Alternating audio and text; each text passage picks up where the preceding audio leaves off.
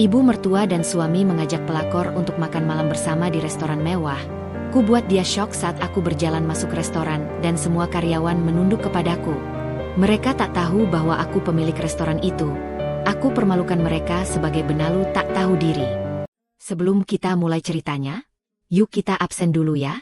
Mbak Putri pengen tahu sahabat-sahabat tercinta ini hadir dari kota mana aja nih? Tulis asal kalian di kolom komentar ya. Biar kita bisa makin akrab dan merasa dekat meski lewat layar. Semoga setiap langkah kalian selalu diberkahi, dilancarkan rezekinya, dimudahkan segala urusannya, dan dilindungi oleh Allah dimanapun berada. Amin. Yuk, ini dia ceritanya. Langit Jakarta masih disaput warna kelabu fajar ketika Aluna memulai harinya. Bukan dengan alarm yang berdering nyaring, melainkan oleh kebiasaan yang telah terpatri selama 8 tahun pernikahannya. Tangannya bergerak dengan efisiensi senyap di dapur yang luas dan dingin.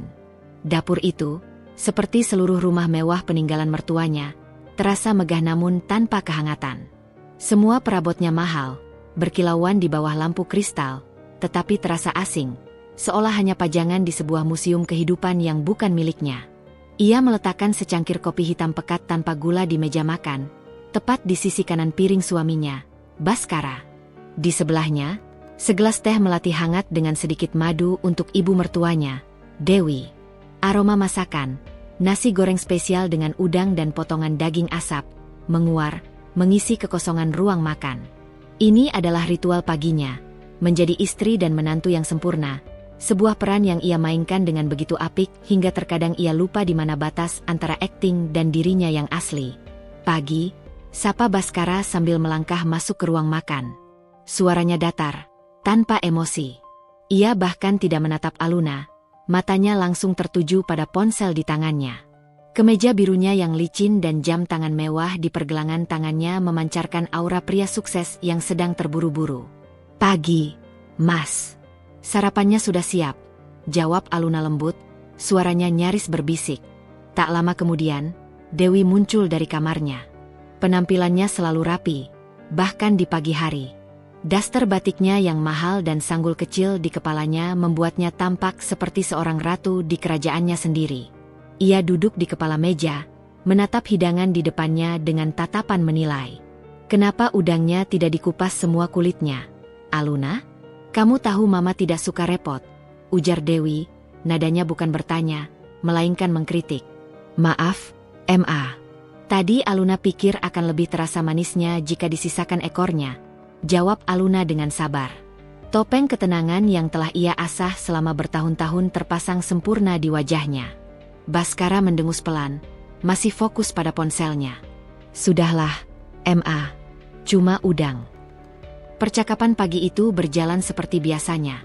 Dingin, penuh kritik terselubung, dan Aluna selalu menjadi pusat dari ketidakpuasan mereka.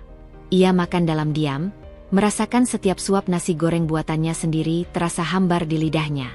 Baginya, rumah ini adalah panggung sandiwara, dan ia adalah aktris utama yang tidak pernah diizinkan turun panggung.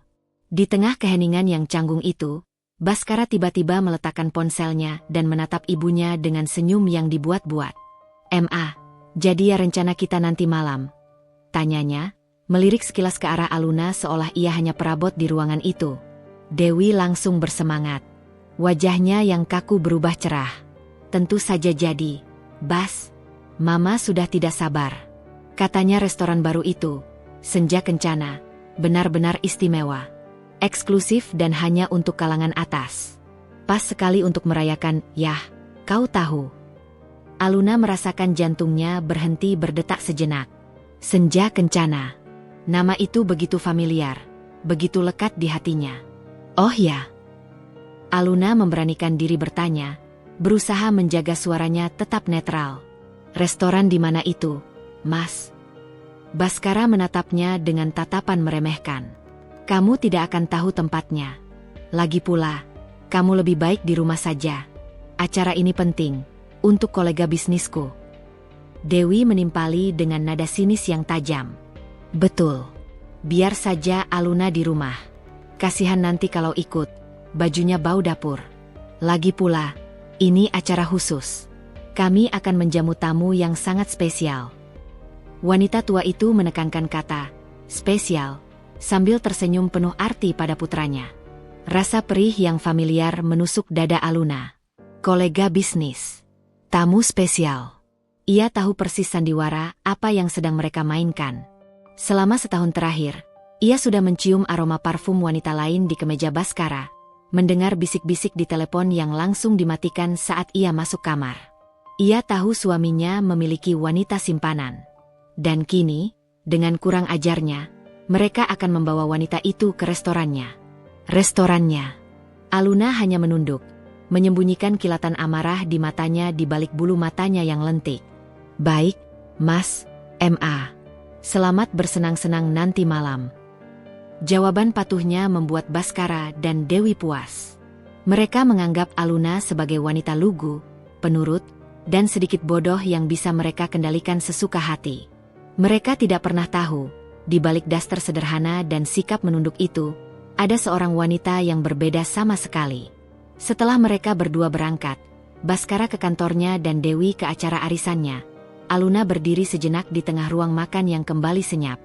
Ia menatap piring-piring kotor di meja, sisa-sisa sandiwara pagi ini. Perlahan, ia melepaskan celemeknya. Ia berjalan ke kamarnya, bukan kamar utama yang ia bagi dengan Baskara, melainkan sebuah kamar tamu di ujung koridor yang ia klaim sebagai ruang kerjanya. Di dalamnya, tidak ada mesin jahit atau peralatan membuat kue seperti yang dibayangkan mertuanya. Yang ada adalah sebuah laptop canggih, beberapa buku catatan tebal berisi strategi bisnis, dan sebuah lemari besar. Ia membuka lemari itu.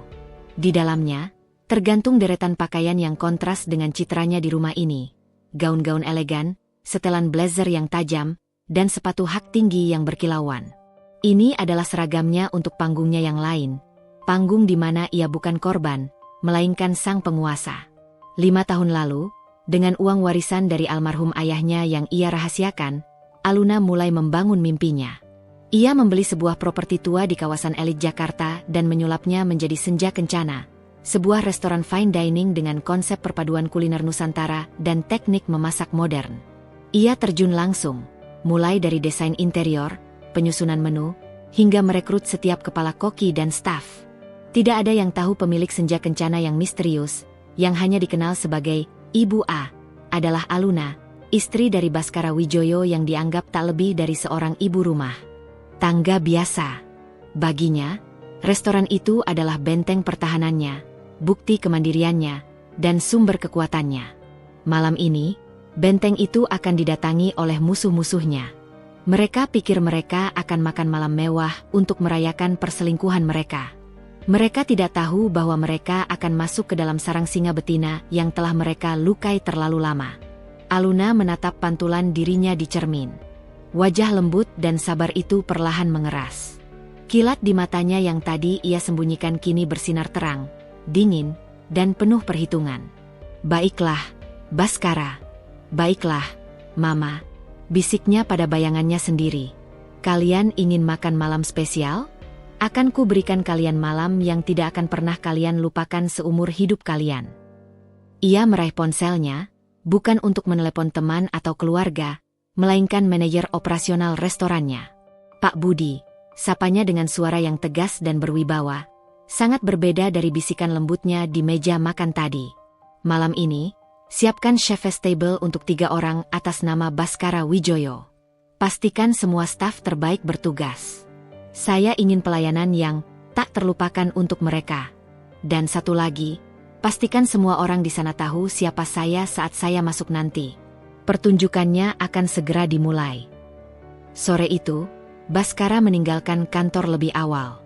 Senyum puas terukir di wajahnya, senyum yang tidak pernah ia tunjukkan pada Aluna. Ia mengendarai mobil mewahnya membelah kemacetan Jakarta menuju sebuah apartemen mewah di pusat kota. Apartemen itu bukan miliknya, melainkan fasilitas yang ia berikan untuk tamu spesialnya. Wanita itu bernama Rania.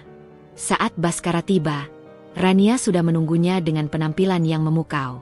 Ia mengenakan gaun merah menyala yang memeluk tubuhnya, riasan wajahnya tebal dan dramatis, dan aroma parfumnya yang mahal langsung memenuhi ruang mobil saat ia masuk. Rania adalah antitesis dari Aluna. Ia lantang, manja, dan tidak pernah menyembunyikan ambisinya. "Sayang, kamu telat," rengek Rania manja sambil mengecup pipi Baskara. "Aku sudah tidak sabar melihat restoran baru itu." "Maaf, tadi ada rapat mendadak," bohong Baskara dengan lancar. "Kita jemput Mama dulu, lalu kita langsung ke sana." Perjalanan menjemput Dewi diisi dengan obrolan ringan yang penuh dengan ejekan terselubung untuk Aluna. "Jadi, istrimu yang seperti orang desa itu benar-benar tidak curiga sama sekali?" tanya Rania sambil memoles kembali lipstiknya menggunakan cermin kecil. Baskara tertawa. "Aluna, dunianya hanya sebatas dapur dan taman belakang. Dia tidak akan pernah paham dengan kehidupan kita. Dia pikir aku ada pertemuan bisnis penting." "Kasihan, kan?" Dewi, yang sudah duduk di kursi belakang, ikut menimpali dari pantulan kaca spion. "Rania, kamu jangan samakan dirimu dengan perempuan itu. Kamu ini wanita modern, cerdas, dan tahu cara menempatkan diri. Tante jauh lebih suka kamu yang mendampingi Baskara ke acara-acara penting seperti ini. Kamu itu selevel dengan keluarga kami." Pujian itu membuat Rania tersenyum penuh kemenangan. Ia merasa sudah berhasil merebut Baskara seutuhnya, tidak hanya dari ranjangnya, tetapi juga dari hati ibunya. Ia membayangkan dirinya menjadi Nyonya Wijoyo yang baru, menyingkirkan istri sah yang dianggapnya membosankan. Ketika mobil mereka akhirnya tiba di depan Senja Kencana, ketiganya terkesiap kagum. Bangunan restoran itu berdiri megah dengan arsitektur modern minimalis yang dipadukan dengan sentuhan etnik yang kental. Dinding kaca yang tinggi menampilkan interior yang hangat dan mewah. Seorang petugas valet dengan seragam rapi segera membukakan pintu untuk mereka. "Selamat malam, Tuan, Nyonya," sapa sang petugas dengan sopan. Rasa angkuh dan superioritas langsung membuncah di dalam diri Baskara dan Dewi. Inilah tempat yang pantas untuk mereka.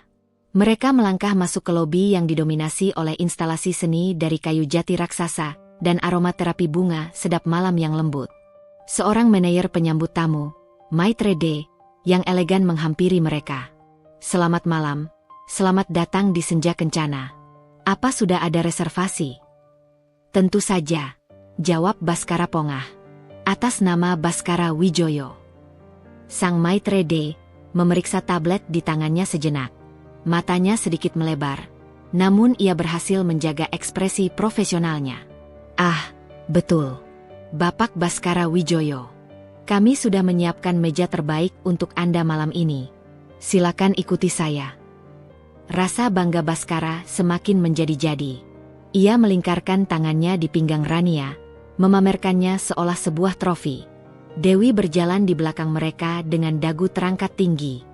Mereka diantar melewati area makan utama yang sudah ramai oleh tamu-tamu kelas atas, menuju sebuah area semi pribadi yang sedikit lebih tinggi dari ruangan lainnya. Di sana, sebuah meja bundar yang indah telah disiapkan. Meja itu adalah chef's table, meja paling eksklusif di restoran, yang memberikan pemandangan langsung ke dapur modern yang sibuk namun tetap senyap dan teratur. "Wow, Bas, tempat ini luar biasa. Dan kita mendapatkan meja terbaik," seru Rania, matanya berbinar menatap sekeliling. "Tentu saja. Aku sudah bilang, ini untuk tamu spesial," kata Baskara, mengerling ke arah Rania. Sementara itu, di sebuah ruangan kantor yang tersembunyi di lantai 2, Aluna duduk dengan tenang di depan beberapa monitor CCTV. Jantungnya berdebar kencang, namun wajahnya tetap tenang. Dari layar monitor, ia bisa melihat semuanya dengan jelas. Ia melihat bagaimana suaminya merangkul pinggang wanita lain dengan mesra, bagaimana ibu mertuanya tersenyum penuh restu pada wanita itu. Ia melihat mereka duduk di chef's table, meja yang ia rancang sendiri konsepnya. Meja yang seharusnya menjadi tempat untuk merayakan momen-momen paling istimewa. Rasa sakit itu ada, tajam dan menusuk. Namun, di atas rasa sakit itu, tumbuh sebuah kekuatan dingin yang membara. Ini bukan lagi tentang patah hati. Ini tentang harga diri. Seorang pelayan datang ke meja mereka, menyajikan 3 gelas sampanye dingin. "Persembahan dari kami untuk menyambut kedatangan Bapak dan Nyonya." "Lihat kan? Mereka tahu siapa aku," bisik Baskara pada Rania dengan angkuh. Ketiganya mengangkat gelas mereka. "Untuk malam yang indah," kata Dewi. Untuk kita, timpal Rania, menatap Baskara dengan tatapan penuh damba. Untuk perayaan, tutup Baskara, tersenyum licik. Di ruangannya, Aluna menyaksikan brindal kecil mereka dari layar. Ia menyesap teh hijaunya perlahan. Ia membiarkan mereka menikmati euforia sesaat mereka. Membiarkan mereka merasa menjadi raja dan ratu di istananya. Karena sebentar lagi, sang pemilik istana yang sesungguhnya akan turun untuk menyapa mereka. Ia berdiri, berjalan menuju lemari pakaian di sudut ruangannya. Ia memilih sebuah gaun sutra berwarna hitam pekat, sederhana namun memancarkan aura kekuatan yang tak terbantahkan. Ia merapikan rambutnya dan memoles bibirnya dengan lipstik berwarna merah marun. Saat ia menatap pantulan dirinya di cermin, bukan lagi Aluna sang istri penurut yang ia lihat. Yang ada di sana adalah Aluna, pemilik senja kencana, seorang wanita yang siap mengambil kembali apa yang menjadi haknya. Ia menarik napas dalam-dalam. Waktunya menyapa para tamuku. Di chef table, suasana begitu riang. Botol sampanye kedua sudah terbuka, dan tawa Rania yang melengking sesekali memecah alunan musik jazz yang lembut. Baskara sedang asyik menceritakan sebuah lelucon tentang salah satu kliennya, sementara Dewi menyesap anggurnya dengan ekspresi puas. Mereka adalah pusat dunia mereka sendiri, trio yang sempurna dalam kepongahan mereka. Aku serius berpikir untuk mengajakmu ke acara peresmian cabang baru bulan depan, Rania. Kamu akan membuat semua istri kolegaku iri, ujar Baskara. Matanya menatap Rania penuh puja. Oh ya? Bagaimana dengan istrimu? Pancing Rania, bibirnya membentuk senyum kemenangan. Dewi mendengus. Perempuan itu? Paling juga sedang menonton sinetron di rumah. Jangan pikirkan dia. Dia tidak akan tahu apa-apa. Saat itulah, suasana restoran perlahan berubah. Awalnya tidak kentara. Hanya sebuah keheningan yang merambat pelan, menggantikan dengungan percakapan para tamu. Para pelayan yang tadinya bergerak cepat dan efisien, kini tampak melambatkan langkah mereka. Beberapa dari mereka mulai berdiri tegap di sisi ruangan, seolah menantikan sebuah komando. Baskara yang pertama kali menyadarinya. Ada apa ini? Kenapa semua orang jadi diam? Gumamnya, sedikit terganggu karena perhatian tidak lagi terpusat padanya. Rania dan Dewi ikut mengedarkan pandangan. Mereka melihat manajer restoran, Pak Budi, yang sejak tadi berdiri di dekat pintu masuk utama, kini berjalan cepat ke arah tangga spiral megah yang menghubungkan lantai utama dengan area privat di lantai 2. Semua mata staf kini tertuju ke puncak tangga itu. Lalu, sesosok bayangan muncul. Seorang wanita mulai menuruni tangga dengan langkah yang anggun dan tidak terburu-buru. Ia mengenakan gaun sutra hitam yang sederhana namun memancarkan kemewahan yang subtil. Rambutnya yang biasa digelung seadanya di rumah, kini tergerai indah membingkai wajahnya yang dipoles riasan tipis namun tegas. Saat wanita itu menapakkan kakinya di anak tangga terakhir, sebuah pemandangan yang tak terduga terjadi. Semua karyawan senja kencana yang berada di ruangan itu, para pelayan, sommelier, maitre d', bahkan para koki di dapur terbuka yang bisa melihat ke ruang utama, serentak berhenti dari aktivitas mereka. Dengan gerakan yang serempak dan penuh hormat, mereka semua menundukkan kepala dalam-dalam. Hening yang pekat menyelimuti seluruh restoran. Para tamu lain yang melihat pemandangan itu ikut terdiam, bertanya-tanya siapa gerangan wanita yang menerima penghormatan luar biasa seperti itu. Di mejanya, rahang Baskara mengeras. Awalnya ia merasa iri, mengira ada pejabat tinggi atau konglomerat yang datang. Namun ketika wanita itu berbalik dan cahaya lampu menyorot wajahnya dengan jelas, dunia mereka seakan berhenti berputar. Wajah mereka bertiga memucat pasi. Baskara membeku, matanya membelalak tak percaya. Gelas sampanye di tangannya nyaris terlepas. Dewi ternganga, mulutnya terbuka tanpa bisa mengucapkan sepatah kata pun. Rania mengerjap beberapa kali, seolah berharap pemandangan di depannya hanyalah halusinasi. Itu Aluna. Tapi ini bukan Aluna yang mereka kenal. Bukan Aluna yang memakai daster, yang menunduk saat dimarahi, yang suaranya nyaris tak terdengar. Ini adalah Aluna yang lain. Aluna yang berjalan dengan dagu terangkat, tatapan matanya tajam dan dingin, dan setiap langkahnya memancarkan aura kekuasaan yang tak terbantahkan. Ia berjalan lurus, melewati meja-meja para tamu yang menatapnya dengan penasaran. Tujuannya hanya satu, Chef's Table. Setiap langkah yang ia ambil terasa seperti dentuman genderang perang di telinga Bhaskara, Dewi, dan Rania. Seluruh rasa superioritas mereka menguap begitu saja, digantikan oleh kebingungan dan rasa takut yang mulai merayap. Bagaimana mungkin? Apa yang dilakukan Aluna di sini, di tempat semewah ini, dengan penampilan seperti ini, dan mengapa semua karyawan menunduk kepadanya? Aluna akhirnya tiba di meja mereka. Ia berhenti, menatap satu persatu wajah yang kini pias seperti kertas. Ia membiarkan keheningan bekerja selama beberapa detik yang terasa seperti selamanya. Lalu, dengan senyum tipis yang lebih dingin dari es, ia membuka suara. Suaranya terdengar jernih dan tenang, namun setiap katanya menusuk seperti belati. "Selamat malam, Mas Bhaskara." "Mama," sapanya, jeda sesaat sebelum ia menoleh ke arah Rania yang gemetar. "Dan Anda, Nona." Sapaan formal dan dingin itu menghantam mereka lebih keras daripada tamparan. Bhaskara akhirnya menemukan kembali suaranya, meski tercekat di tenggorokan. Matanya memancarkan amarah dan kebingungan yang meluap-luap. "Aluna, apa-apaan ini? Kenapa kamu ada di sini? Jelaskan semua ini," bentaknya. Suaranya terdengar tertahan namun penuh penekanan. Bentakan Bhaskara menggema di keheningan sesaat itu, menarik perhatian dari beberapa meja terdekat. Wajahnya merah padam, campuran antara amarah, rasa malu, dan kebingungan total. Ia, Bhaskara Wijoyo, seorang pria yang selalu memegang kendali, kini dipermalukan di depan ibu dan selingkuhannya oleh wanita yang ia anggap tak lebih dari bayangan di rumahnya. Aluna tidak gentar. Ia menatap lurus ke mata suaminya. Tatapan mereka saling mengunci. Alih-alih menjawab pertanyaan Bhaskara, ia justru memberikan isyarat kecil dengan dagunya ke arah para staf yang masih menunduk. Seketika, seperti sebuah orkestra yang patuh pada dirigennya, semua karyawan kembali bergerak, melanjutkan pekerjaan mereka seolah tidak ada yang terjadi. Musik jazz kembali mengalun, namun atmosfer di seluruh ruangan sudah terlanjur berubah. Semua orang kini sadar, drama utama malam ini ada di Chef's Table. Setelah mengembalikan kenormalan di sekelilingnya, Aluna kembali memusatkan perhatian pada 3 orang di hadapannya. "Kenapa aku di sini?"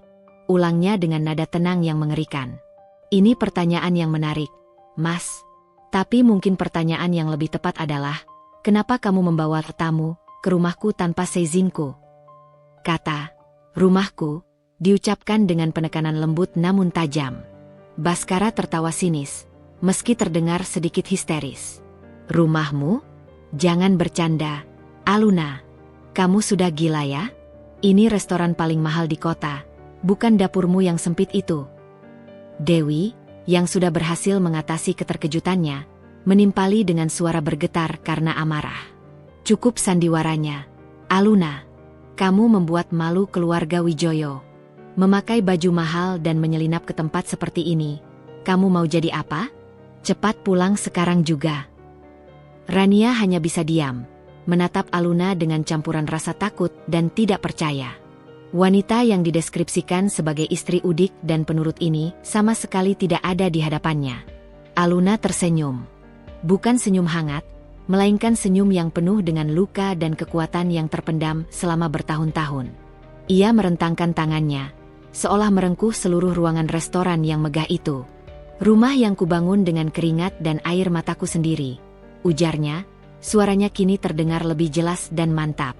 "Tempat yang memberiku udara untuk bernapas. Saat di rumah bersamamu aku hanya bisa sesak. Tempat di mana aku adalah diriku sendiri, bukan boneka yang bisa kalian atur sesuka hati." Ia berhenti sejenak, menatap Bhaskara tepat di manik matanya yang kini dipenuhi kengerian saat sebuah kesadaran mulai merayapinya. "Jadi, izinkan aku menyambut kalian secara resmi," lanjut Aluna, suaranya jernih membelah udara. "Selamat datang di Senja Kencana, restoran milik saya." Boom! Kata-kata itu seperti bom yang meledak tanpa suara. Hening. Bahkan Bhaskara dan Dewi yang paling vokal pun kini terdiam membisu. Rahang Dewi terkatup rapat hingga bergetar, berusaha memproses informasi yang mustahil itu. Bhaskara menatap Aluna, lalu ke sekeliling restoran yang mewah, lalu kembali ke Aluna. Otaknya menolak untuk percaya. Tidak mungkin. Aluna, istrinya yang hanya tahu resep masakan dan urusan rumah tangga, memiliki semua ini? Sebelum mereka sempat pulih, Aluna melakukan gerakan berikutnya. Ia mengangkat tangannya sedikit, dan dalam sekejap, Pak Budi sudah berada di sisinya. "Iya, Bu Aluna?" tanya Pak Budi dengan hormat, sama sekali tidak memedulikan tatapan melotot dari Baskara dan Dewi. Panggilan, "Bu Aluna," itu adalah paku terakhir di peti mati penyangkalan mereka. Itu adalah konfirmasi mutlak. "Pak Budi," kata Aluna dengan nada seorang pemimpin, "tolong pastikan meja ini mendapatkan hidangan pembuka terbaik kita. Signature platter dari Chef Agung. Sajikan juga wine terbaik dari koleksi kita. Anggap saja sebagai ucapan selamat datang dari pemilik restoran kepada para tamunya yang paling spesial." Sindiran dalam kata spesial begitu tajam hingga Rania tampak meringis. Pak Budi mengangguk. "Baik, Bu. Segera kami siapkan." Ia kemudian membungkuk hormat pada Aluna sebelum berlalu untuk melaksanakan perintah. Baskara akhirnya bangkit dari kursinya. Tangannya terkepal di sisi tubuhnya. "Kita belum selesai bicara, Aluna," desisnya marah. Aluna menatapnya dengan dingin. Ia tidak mundur, juga tidak meninggikan suaranya. Ia hanya berdiri di sana, menjadi pusat kekuatan yang tak tergoyahkan. "Oh, tentu saja kita belum selesai, Mas," jawabnya. "Kita bahkan belum memulai." Ia kemudian mencondongkan tubuhnya sedikit ke arah Baskara, berbisik dengan suara yang hanya bisa didengar oleh suaminya. "Duduk dan nikmati pertunjukannya. Kalau kamu membuat keributan di sini dan mempermalukan dirimu sendiri, aku pastikan seluruh Jakarta akan tahu siapa benalu yang sebenarnya besok pagi." Ancaman itu membuat Baskara membeku di tempat. Aluna kembali menegakkan tubuhnya dan menatap ketiganya sekali lagi. "Nikmati hidangan kalian. Semua ini sudah aku yang bayar." Dengan kalimat penutup yang menghancurkan sisa-sisa harga diri suaminya itu, Aluna berbalik dan melangkah pergi dengan anggun, meninggalkan mereka bertiga terperangkap di meja paling mewah, di tengah restoran paling berkelas, sebagai tawanan dari wanita yang selama ini mereka injak-injak. Kepergian Aluna meninggalkan kekosongan yang pekat di sekitar meja mereka. Keheningan yang tertinggal terasa lebih berat dan lebih menyesakkan daripada kebisingan manapun. Untuk beberapa saat, tidak ada yang bergerak atau berbicara. Baskara, Dewi, dan Rania hanya duduk terpaku di kursi mereka yang mewah, seperti tiga patung lilin yang baru saja dilelehkan oleh kebenaran yang panas membara. Dewi adalah yang pertama kali memecah kebisuan. Tangannya yang dipenuhi cincin bergetar hebat saat ia meraih gelas air. Suaranya serak dan penuh racun saat ia berbisik tajam pada putranya. "Bagaimana bisa? Kau tidak tahu, Baskara?" desisnya. Setiap kata ditekan dengan amarah yang tertahan. "Selama ini kau hidup satu atap dengannya. Bagaimana bisa kau tidak tahu istrimu sendiri membangun semua ini?" Baskara tersentak. Egonya yang sudah terluka kini diserang oleh ibunya sendiri. "Mana aku tahu, Ma. Dia tidak pernah mengatakan apa-apa. Sehari-hari dia hanya seperti ibu rumah tangga biasa. Ini tidak masuk akal." "Tidak masuk akal," cibir Dewi. "Lihat sekelilingmu.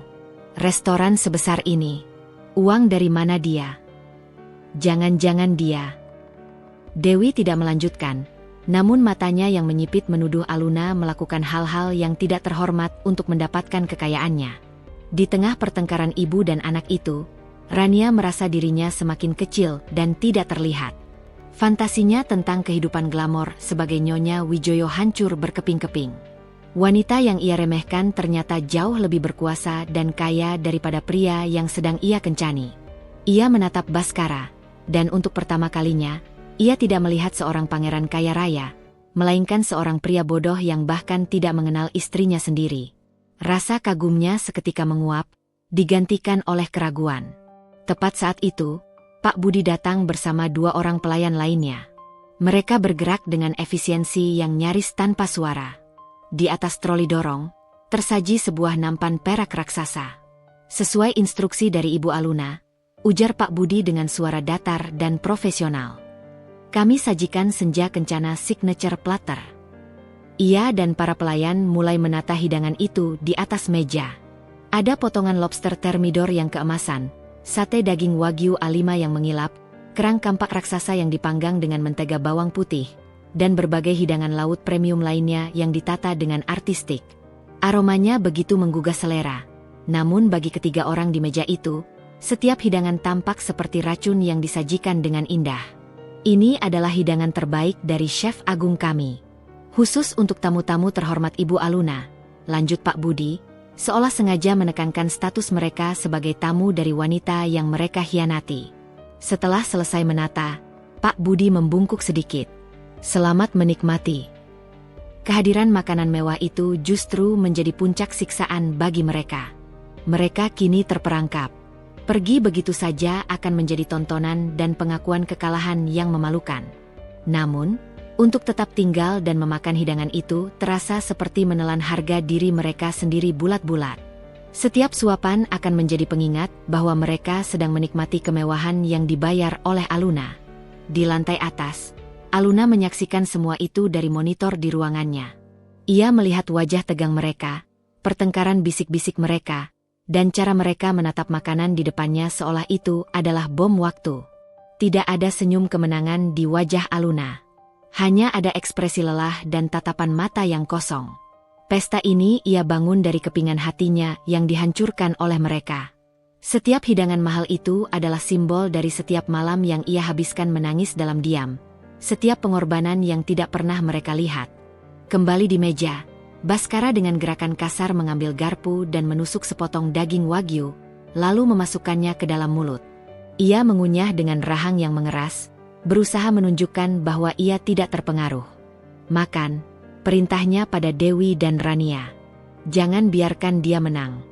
Jangan tunjukkan kita terintimidasi. Dewi menatap makanan itu dengan jijik. Mama tidak sudi makan dari uang perempuan licik itu. Kalau begitu Mama mau kita pergi dari sini seperti anjing yang ketakutan. Balas Baskara tajam. Kita habiskan makanan ini, kita bayar, dan kita pergi dengan kepala tegak. Bayar? Kamu yakin sanggup membayar semua ini, Bas? Celetuk Rania pelan. Pertanyaan polosnya terdengar seperti sebuah tamparan keras bagi Baskara. Baskara tidak menjawab. Ia tahu, tagihan untuk semua ini akan sangat besar. Jauh di lubuk hatinya, ia sadar ia tidak akan mampu membayarnya tanpa menguras tabungannya. Sebuah fakta memalukan yang kini diketahui oleh selingkuhannya. Makanan lezat itu terasa seperti pasir di mulut mereka. Tawa dan obrolan dari meja lain terdengar seperti ejekan. Setiap kali seorang pelayan lewat, mereka merasa seperti sedang dihakimi. Pesta yang mereka impikan telah berubah menjadi sebuah pengadilan tanpa kata. Akhirnya, Dewi tidak tahan lagi. Ia membanting serbet makannya ke atas meja dengan kasar. Cukup. Mama tidak tahan lagi berada di sini sedetik pun. Serunya, suaranya bergetar. Kita pergi dari sini. Sekarang juga.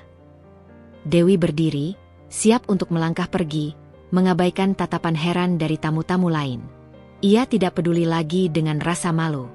Ia hanya ingin lari dari istana milik menantunya yang tak terduga itu.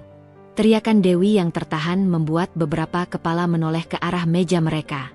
Baskara menarik lengan ibunya, memaksanya untuk duduk kembali. "Ma, jangan buat keributan," desisnya, wajahnya pias karena menahan malu. "Keributan?" balas Dewi dengan suara bergetar. Perempuan itu yang sudah memulai semuanya. Mama tidak sudi berada di bawah atap miliknya sedetik pun. Saat Dewi hendak berdiri lagi, sosok Pak Budi yang tegap dan tenang sudah berdiri di sisi meja mereka, seolah muncul dari udara tipis. Kehadirannya yang sopan namun tegas terasa seperti sebuah barikade yang tak terlihat. "Permisi, Nyonya. Apakah ada yang salah dengan hidangan atau pelayanan kami?" tanyanya dengan nada yang sangat profesional, namun matanya yang tajam menatap lurus ke arah Dewi, menyiratkan peringatan. Dewi menjadi gugup. Di hadapan staf profesional seperti ini, amarahnya yang meledak-ledak terasa tidak pada tempatnya dan norak. "Tidak ada masalah. Kami hanya ingin pulang sekarang," jawabnya dengan tergagap. "Tentu saja, Nyonya," jawab Pak Budi dengan lancar. "Sesuai prosedur kami, Mohon untuk menyelesaikan pembayarannya terlebih dahulu. Rekan saya akan segera mengantarkan tagihannya. Seolah diberi isyarat, seorang pelayan muda mendekati meja mereka dengan langkah tanpa suara. Dengan sebuah anggukan kecil yang sopan, ia meletakkan sebuah map kulit berwarna hitam yang elegan tepat di hadapan Bhaskara. Seluruh udara seakan tersedot keluar dari paru-paru Bhaskara. Benda kecil itu terasa lebih berat dari sebongkah batu besar. Inilah momen yang ia takuti sejak Rania menanyakan kemampuannya untuk membayar. Dengan tangan yang sedikit gemetar, ia membuka map kulit itu. Matanya terpaku pada deretan angka di bagian bawah kertas tagihan. Angka yang begitu besar hingga membuatnya mual. 2 botol sampanye vintage, sebotol anggur merah dari Perancis, dan tentu saja, signature platter dengan bahan-bahan paling premium. Totalnya setara dengan gajinya selama beberapa bulan. Di seberangnya, Rania memperhatikan perubahan di wajah Bhaskara. Ia melihat bagaimana rahang pria itu mengeras, bagaimana setitik keringat mulai muncul di pelipisnya. Pria yang ia puja-puja, yang selalu membanggakan kekayaan dan koneksinya, kini terlihat pucat di hadapan selembar kertas. Keraguan di hati Rania kini berubah menjadi kepastian. Ia telah salah menilai pria ini. "Kenapa, Mas? Ada masalah?" Suara Aluna yang tenang tiba-tiba terdengar dari belakang mereka. Ia telah kembali, mendekati meja mereka dengan ekspresi pura-pura khawatir. Waktu kemunculannya begitu sempurna, seolah ia adalah sutradara yang tahu persis kapan karakter utama harus masuk ke panggung. "Loh, makanannya kok tidak dihabiskan? Apa tidak sesuai selera?" tanyanya lagi, matanya menyapu piring-piring yang masih setengah penuh dengan makanan mahal. Bhaskara membanting map tagihan itu ke meja. Amarah dan rasa terhina membuatnya kehilangan kendali. "Hentikan sandiwaramu, Aluna. Ini semua jebakanmu, kan? Kau sengaja melakukan ini untuk mempermalukanku." Aluna mengangkat alisnya. "Jebakan? Aku hanya memberikan pelayanan terbaik untuk suamiku dan ibu mertuaku yang datang berkunjung. Bukankah itu yang seharusnya dilakukan seorang istri dan menantu yang baik?" Jawabnya dengan nada manis yang dibuat-buat, setiap katanya terasa seperti tamparan. Ia kemudian melirik ke arah tagihan yang tergeletak di meja. "Oh, tagihannya sudah keluar ya?" katanya santai. Ia menoleh ke Pak Budi yang masih berdiri di dekatnya. "Pak Budi, sepertinya Bapak Bhaskara keberatan dengan jumlahnya."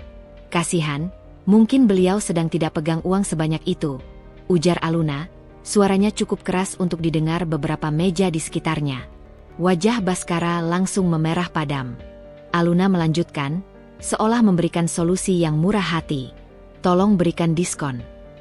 Ia berhenti sejenak, menatap Bhaskara, Dewi, dan Rania satu persatu dengan tatapan dingin yang menusuk. "Berikan diskon keluarga. Potong saja tagihannya 99%, katanya dengan jelas dan tegas. Para tamu di meja sebelah yang mendengar itu terkesiap pelan. Aluna mencondongkan tubuhnya sedikit ke depan, senyumnya kini terlihat jelas. Senyum seorang pemenang. Anggap saja sisa yang 1% itu sebagai biaya kursus singkat untuk malam ini. Pelajaran pertama, jangan pernah meremehkan seorang wanita yang telah kau sakiti. Tawaran itu adalah puncak dari penghinaan. Menerimanya berarti mengakui bahwa mereka tidak mampu dan harus dikasihani oleh Aluna. Menolaknya berarti menghadapi rasa malu karena tidak bisa membayar tagihan di depan umum. Bhaskara terdiam, terpojok. Dewi menatap Aluna dengan kebencian murni di matanya. Sementara Rania, ia hanya ingin bumi terbelah dan menelannya hidup-hidup. Mereka tidak lagi bersantap di restoran mewah, melainkan diadili di pengadilan terbuka, dan Aluna adalah hakim, juri, sekaligus algojonya. Tawaran Aluna yang menghina itu menggantung di udara, lebih tajam dari pisau steak yang tergeletak di piring mereka. Untuk sesaat, Bhaskara tampak goyah. Logika menyuruhnya menerima tawaran itu, menelan rasa malunya, dan segera lari dari neraka ini. Tapi egonya, ego seorang pria yang telah terbiasa menjadi raja, menolak untuk tunduk. Dengan gerakan yang kaku, ia mengambil dompet dari saku jasnya. Ia mengeluarkan sebuah kartu kredit berwarna hitam metalik, kartu paling premium yang ia miliki, simbol status yang selalu ia banggakan. Ia melemparkannya ke atas meja dengan kasar. Aku tidak butuh belas kasihanmu, desisnya pada Aluna. Matanya menyala-nyala karena amarah. Aku akan bayar penuh. Aku bukan pengemis. Aluna hanya tersenyum tipis, sebuah senyum yang seolah berkata, silakan coba. Baskara berdiri dengan angkuh, memberi isyarat pada Pak Budi. Bawa tagihannya ke kasir. Aku akan bayar di sana. Perjalanan singkat dari Chef's Table menuju area kasir di dekat pintu keluar terasa seperti berjalan di atas paku. Setiap pasang mata di restoran itu seolah mengikutinya. Setiap bisikan terdengar seperti menertawakan dirinya. Dewi dan Rania tetap duduk di meja, menjadi penonton yang cemas untuk babak terakhir dari drama penghinaan ini. Di meja kasir, Baskara menyerahkan kartunya dengan gaya angkuh yang dipaksakan. Sang kasir, seorang wanita muda yang profesional, menerima kartu itu dan menggesekkannya pada mesin EDC. Hening. Mesin itu mengeluarkan bunyi bip pelan, dan sebuah tulisan muncul di layarnya yang kecil. Sang kasir menatap Baskara dengan ekspresi menyesal. Mohon maaf, Bapak. Transaksinya ditolak. Apa mau dicoba lagi? Darah serasa surut dari wajah Baskara. Coba lagi. Pasti ada gangguan sinyal. Perintahnya, suaranya sedikit meninggi. Kasir itu mencoba lagi. Hasilnya sama. Transaction declined. Tidak mungkin, bentak Baskara, kini mulai panik. Coba kartu ini. Ia mengeluarkan kartu kredit lainnya, kartu platinum. Digesek. Ditolak. Keringat dingin mulai membasahi kening Baskara. Ia tahu persis kenapa kartu-kartunya ditolak.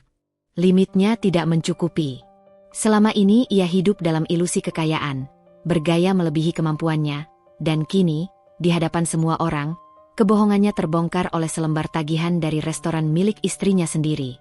Dari meja mereka, Rania menyaksikan pemandangan itu dengan mata yang dingin dan penuh perhitungan.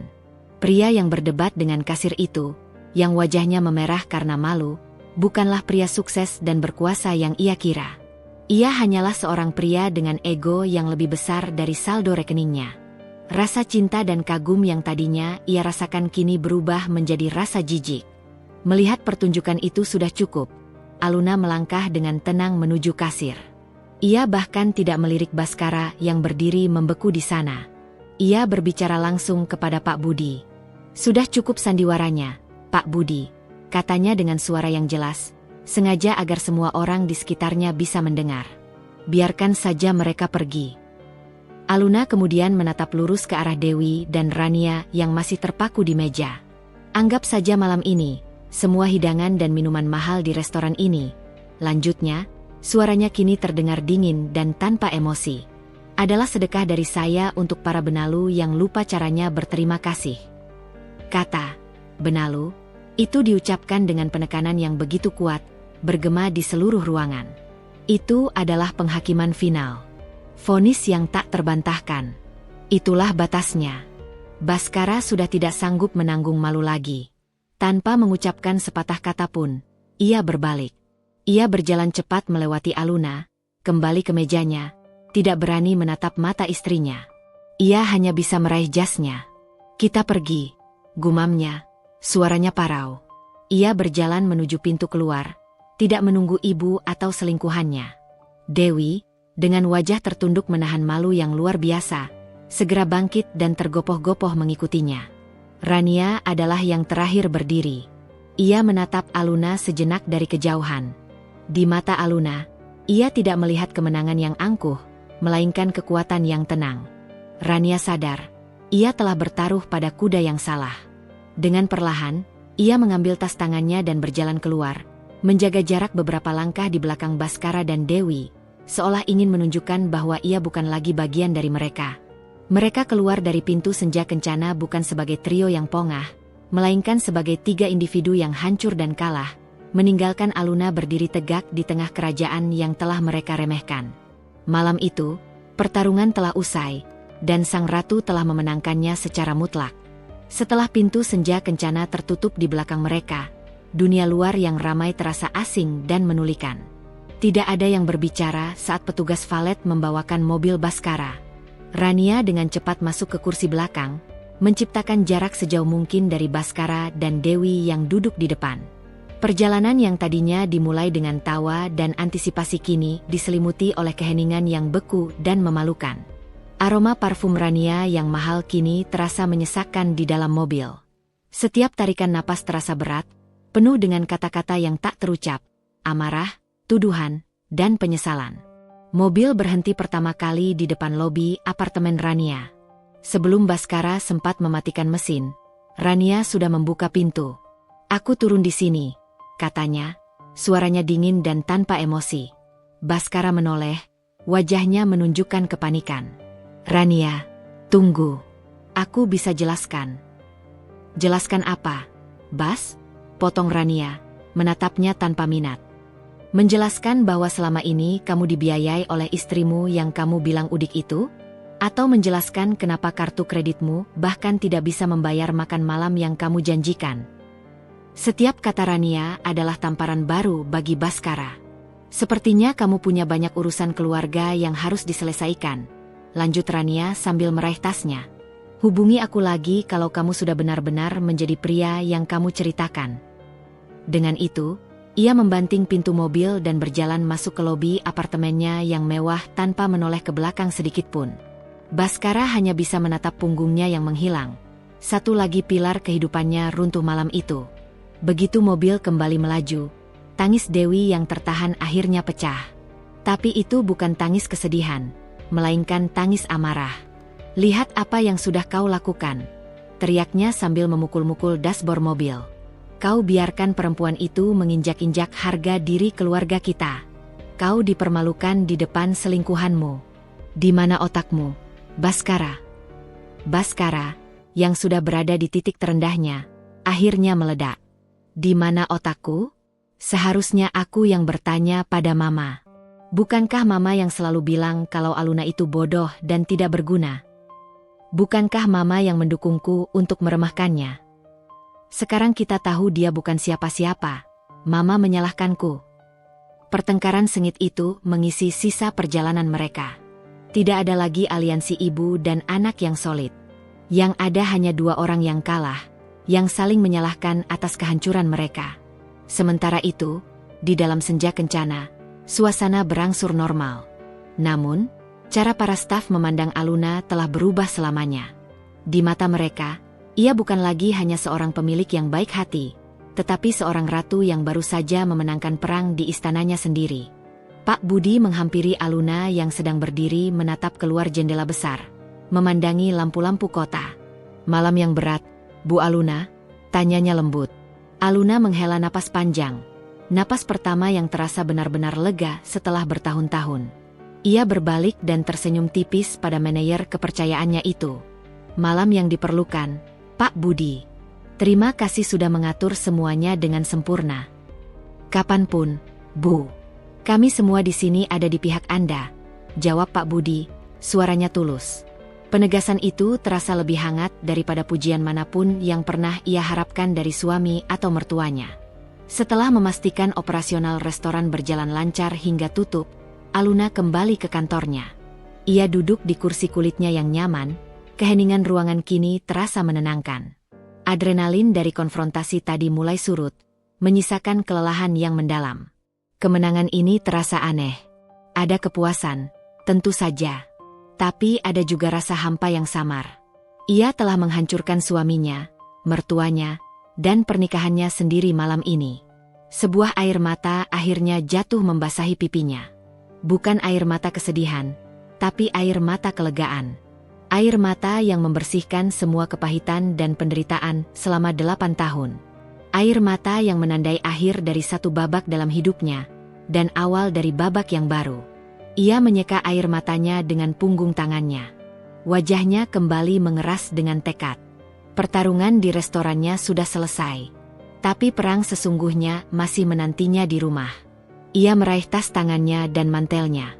Malam ini, ia tidak akan menginap di apartemen rahasianya di dekat restoran. Malam ini, ia akan pulang. Sudah waktunya membereskan isi rumahku yang satu lagi, gumamnya pada dirinya sendiri. Ia melangkah keluar dari kantornya bukan lagi sebagai korban yang pulang ke kandang singa, melainkan sebagai pemilik sah yang akan mengusir hama dari kediamannya. Baskara dan Dewi tiba di rumah mereka dalam keheningan yang mematikan. Rumah besar itu, yang biasanya menjadi simbol status dan kebanggaan keluarga Wijoyo, malam ini terasa seperti sebuah makam yang dingin. Lampu kristal di ruang tengah yang biasanya tampak gemerlap, kini seolah memancarkan cahaya yang mengejek. Mereka berdua duduk di sofa ruang keluarga, terpisah jarak yang jauh, masing-masing tenggelam dalam amarah dan kehinaan mereka sendiri. Mereka menunggu. Keduanya tahu Aluna akan pulang, dan untuk pertama kalinya dalam hidup mereka merasa takut menantikan kepulangannya. Pintu yang tadinya menjadi jalan masuk bagi seorang istri penurut, kini akan terbuka untuk seorang ratu yang baru saja memenangkan perangnya. 1 jam kemudian, suara kunci yang diputar di pintu utama terdengar nyaring di tengah kesunyian. Pintu terbuka perlahan. Aluna melangkah masuk. Bukan dengan langkah tergesa-gesa atau menunduk seperti biasanya. Ia melangkah dengan tenang dan penuh perhitungan. Sepatu hak tingginya berketuk pelan di lantai marmer. Setiap ketukan terdengar seperti detak jam yang menghitung mundur nasib mereka. Ia bahkan tidak melirik ke arah mereka, seolah mereka hanyalah perabot tak bernyawa. Ia meletakkan tas tangannya di atas meja konsol dan melepaskan mantelnya, menggantungnya dengan rapi. Gerakan-gerakan sederhana itu terasa seperti sebuah deklarasi. Ia tidak sedang pulang ke rumah suaminya. Ia sedang memasuki wilayah kekuasaannya. Setelah selesai, barulah ia membalikkan badan dan menatap 2 orang yang duduk membeku di sofa. Baskara, tidak tahan lagi dengan ketegangan ini, menjadi yang pertama memecah kebisuan. Ia berdiri, menatap Aluna dengan mata merah. "Kau pikir kau sudah menang, Aluna?" geramnya. "Dari mana kau dapatkan semua uang itu? Kau pasti menjual diri, kan?" "Mengakulah." Tuduhan keji itu tidak membuat Aluna marah. Ia justru tersenyum, senyum yang sama dinginnya dengan yang ia tunjukkan di restoran. "Menjual diri?" ulangnya. "Tidak, Baskara. Aku tidak perlu melakukan itu. Aku hanya melakukan sesuatu yang tidak pernah kau lakukan, bekerja keras." Ia berjalan mendekat, tatapannya tidak goyah sedikitpun. "Kau ingin tahu dari mana uangku? Uang itu berasal dari warisan almarhum ayahku. Warisan yang aku simpan dan putar menjadi bisnis, sementara kau sibuk menghamburkan warisan keluargamu untuk berjudi, pamer, dan membiayai wanita simpananmu." Setiap kata Aluna adalah fakta yang menelanjangi Baskara. "Dan bicara soal warisan keluargamu," lanjut Aluna sambil membuka tas tangannya dan mengeluarkan sebuah map dokumen tebal. Ia melemparkannya ke atas meja kopi di depan Baskara dan Dewi. "Buka itu," perintahnya. Dengan tangan gemetar, Baskara membuka map itu. Di dalamnya ada setumpuk akta, surat perjanjian bank, dan bukti-bukti transfer.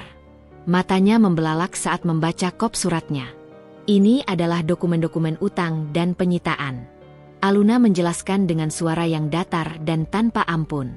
2 tahun yang lalu, saat investasi bodohmu gagal dan kau hampir kehilangan rumah ini karena utangmu pada rentenir, aku yang diam-diam membayar semuanya.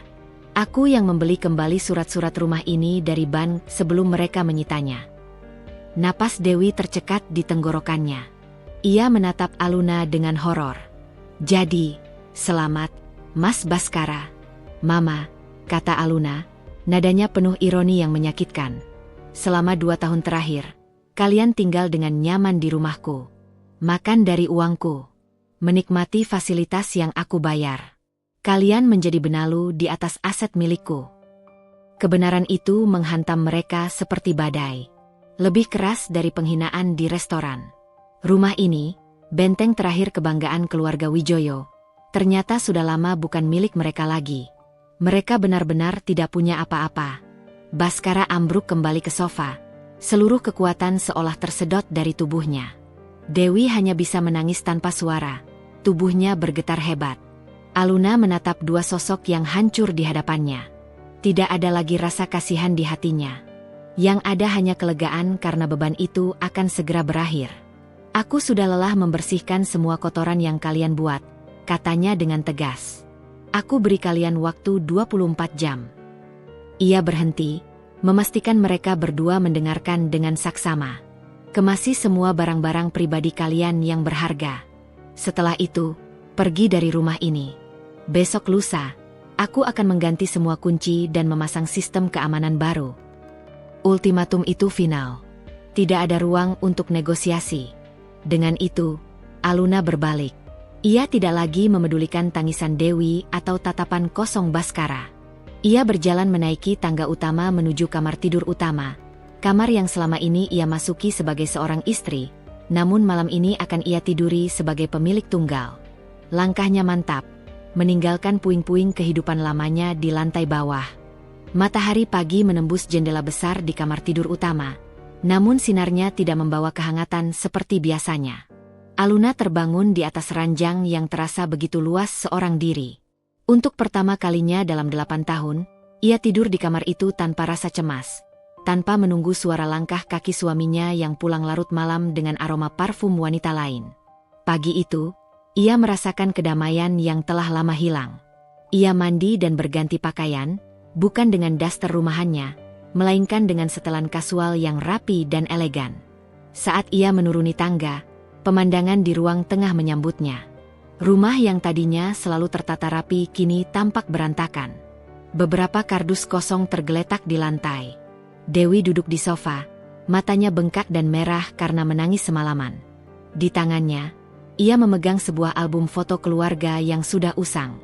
Baskara tidak terlihat, namun suara barang-barang yang digeser dengan kasar terdengar dari kamarnya. Jam hitung mundur telah dimulai. Aluna berjalan lurus ke dapur, melewati ibu mertuanya seolah wanita itu hanyalah bayangan. Ia menyeduh secangkir kopi untuk dirinya sendiri. Aromanya yang pekat terasa kontras dengan suasana rumah yang suram. "Bei Inah," panggil Aluna saat asisten rumah tangga mereka muncul dengan wajah bingung dan takut. "Iya, Nyonya." "Mulai hari ini, panggil saya Ibu Aluna," koreksi Aluna dengan tenang. "Dan tolong, siapkan sarapan hanya untuk saya. Biarkan mereka mengurus keperluan mereka sendiri." Perintah itu adalah penegasan status yang baru. Bei Inah, yang telah bekerja puluhan tahun untuk keluarga Wijoyo, hanya bisa mengangguk patuh. Ia tahu siapa majikan yang sesungguhnya sekarang. Di ruang tengah, Dewi akhirnya tidak tahan lagi. Ia bangkit dan berjalan menghampiri Aluna yang sedang duduk di meja, makan sambil menikmati kopinya dengan tenang. "Aluna," panggilnya dengan suara serak. Hilang sudah nada sinis dan angkuh yang biasa ia gunakan. Yang ada hanya keputusasaan. "Tolong, Nak, jangan usir kami. Ini satu-satunya rumah yang kami punya. Pikirkan Baskara, dia putramu, suamimu." Aluna meletakkan cangkirnya perlahan. Ia menatap wanita tua di hadapannya. Wanita yang telah membuatnya menderita selama bertahun-tahun. "Rumah?" tanya Aluna balik. "Selama ini, Mama tidak pernah sekalipun membuatku merasa bahwa ini adalah rumahku. Ini selalu menjadi rumah keluarga Wijoyo, dan aku hanyalah tamu yang tidak diinginkan." "Soal Mas Baskara," lanjut Aluna, tatapannya kini berubah dingin. "Dia sudah dewasa, Ma. Dia harus belajar bertanggung jawab atas perbuatannya sendiri, termasuk mencari tempat tinggal." Tangis Dewi semakin menjadi. "Tapi kami mau tinggal di mana? Apa kata orang nanti kalau tahu keluarga Wijoyo diusir dari rumahnya sendiri oleh menantunya?" Ia mencoba menggunakan kartu terakhirnya, rasa malu sosial. Aluna tertawa kecil, tawa yang terdengar getir. "Apa kata orang?" Seharusnya Mama memikirkan itu saat Mama dengan bangganya menemani anak Mama untuk bertemu selingkuhannya di depan umum. "Reputasi keluarga ini sudah kalian hancurkan sendiri, jauh sebelum aku melakukan ini." Di tengah percakapan itu, Baskara muncul dari kamarnya. Wajahnya kuyu dan janggut tipis mulai tumbuh di dagunya. Ia memegang ponsel di tangannya, jelas sekali ia baru saja menelepon ke sana kemari tanpa hasil. Teman-teman pestanya mendadak sulit dihubungi saat ia membutuhkan bantuan. Melihat ibunya memohon pada Aluna, egonya kembali tersulut. "Sudah, Ma. Jangan mengemis pada perempuan ini. Kita tidak butuh belas kasihannya," serunya. "Oh ya?"